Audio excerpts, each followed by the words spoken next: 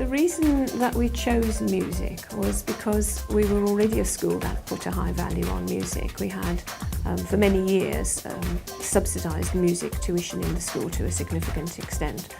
And we chose music because we felt that music was a universal language, that it was something that all children in their daily lives had access to, used, it was just part of life, but in school it wasn't.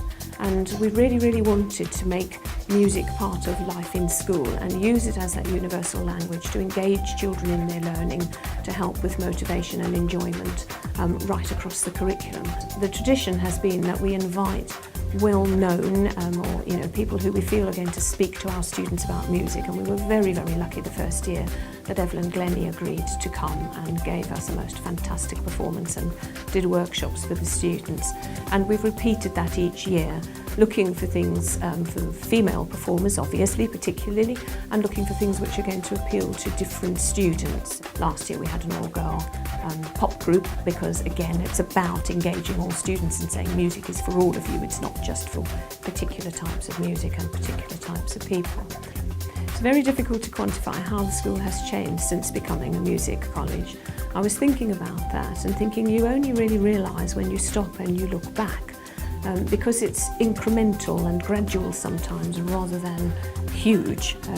Some things were immediate and had immediate impact. Obviously the money that we had, capital money that we had, we invested in music technology, and that had an immediate impact on what we were able to offer students in the curriculum.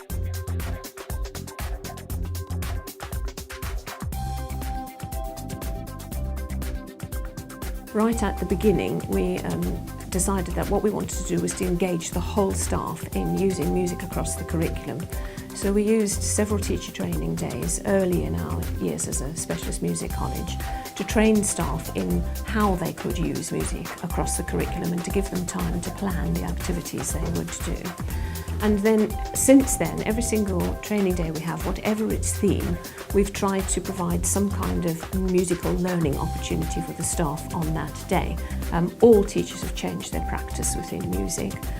Students have completely changed the way they view learning in music. Teachers have been encouraged to use music for learning, and we've given teachers a free rein really to experiment with whatever they wanted to do. And students have reported that some of those activities they find more helpful, and then we evaluate the impact and try and build it more into their schemes of work.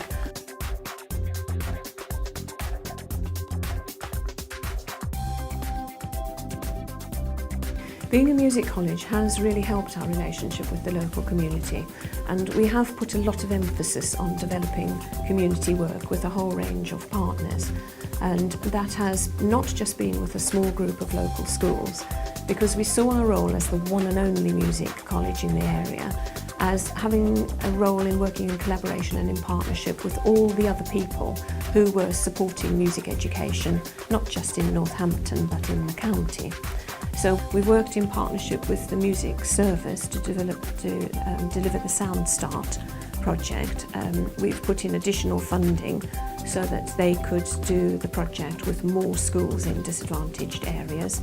And we've also put in additional funding so that in the most disadvantaged schools, where children might not be able to pay for individual tuition at the end of the project, that they could do it for a second year as a whole class.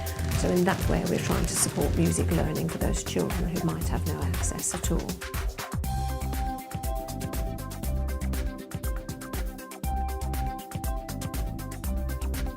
I think the impact on students has mostly been that they think about opportunities in a way that they didn't before. And again, this is a very difficult one to be precise about what the impact is.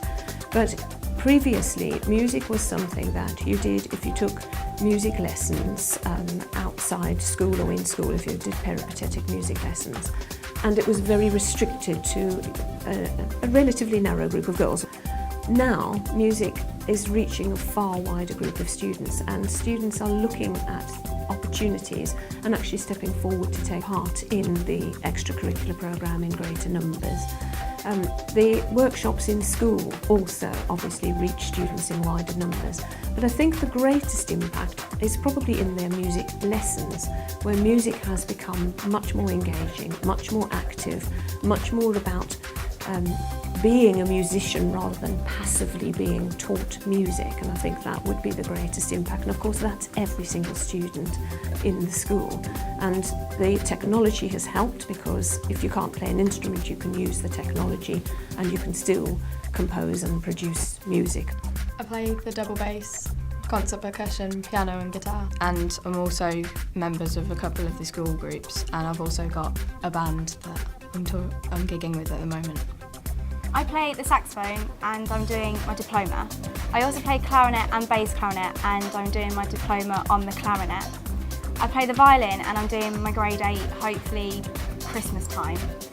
And play the flute and I'm doing my grade 8 in a couple of weeks. No, grade 5 in a couple of weeks. I also sing and I'm doing my grade 7 this week at the end of the week. And I've just started piano and my teacher thinks I'm about grade 3 standard. Music's always been my favourite subject, and the chance to do more of it was very welcome. I think since the school changed to Music College status, there has been such a huge boost in music, and so many more groups have been put on that people within the school are more aware that this is a music college, so they are given the freedom to do music. And partly what I want to do as music officer is put up all the certificates we've got from the National Festival, the Northampton Festival, just so people can see our achievements, because to me that's important that people see that as a music college, this is what we've done.